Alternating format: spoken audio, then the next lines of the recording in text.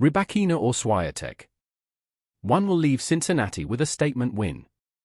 For 176 consecutive weeks running, either Aryna Sabalenka or Iga Swiatek has been the #1 player in the PIF WTA rankings. Since Ashley Barty retired in April 2022, they have won 8 of the 14 Grand Slams. For a week now, the #1 seeded Sabalenka and #3 Swiatek seem to have been on a collision course to meet in the Sunday semifinals of the Cincinnati Open.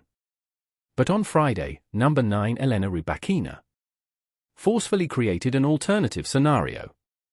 Her surprisingly swift and definitive 6-1, 6-4 victory over Sabalenka set up a rare opportunity to produce back-to-back victories over the game's two most dominant players. Swiatek started the day with a 6-3, 6-4 victory over #28 Anna Kalinske.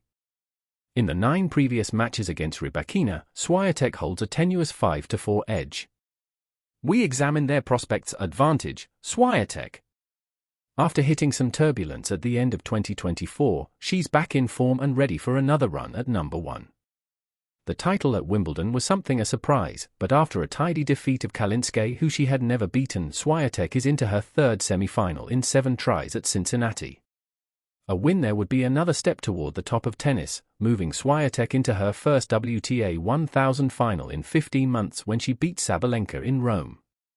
In the bigger picture, on the heels of her breakthrough victory at Wimbledon, a win would lock down a spot in the WTA finals for the 5th straight year. The biggest factor here, Swiatek has a huge edge in energy reserves.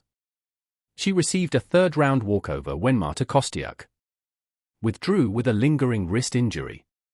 In the 3 matches she's played, Swiatek's only dropped 19 games. Against Kalinske, she served well and the backhand was on point.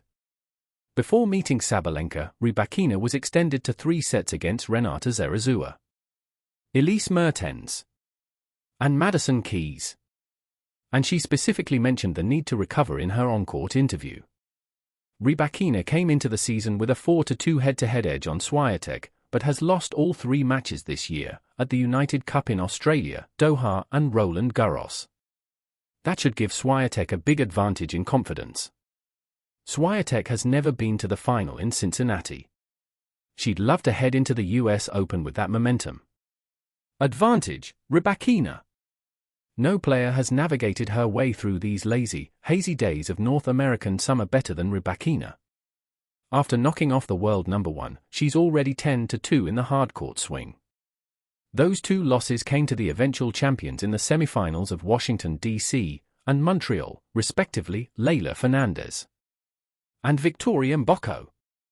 Over the past 5 years, Rybakina has scored 7 wins against the world #1, defeating Swiatek 4 times and Sabalenka 3. No one else has more in that span. Coming in, Rybakina had lost 7 of the previous 11 meetings with Sabalenka. This time, she was focused, determined and tenacious, winning in only 74 minutes. "I'm happy with the serve, definitely," Rybakina said in her on-court interview. Rybakina fired 11 aces and hit only 1 double fault. Sabalenka had 5 breakpoint opportunities and didn't convert 1. Rybakina was a lethal 3 for 5.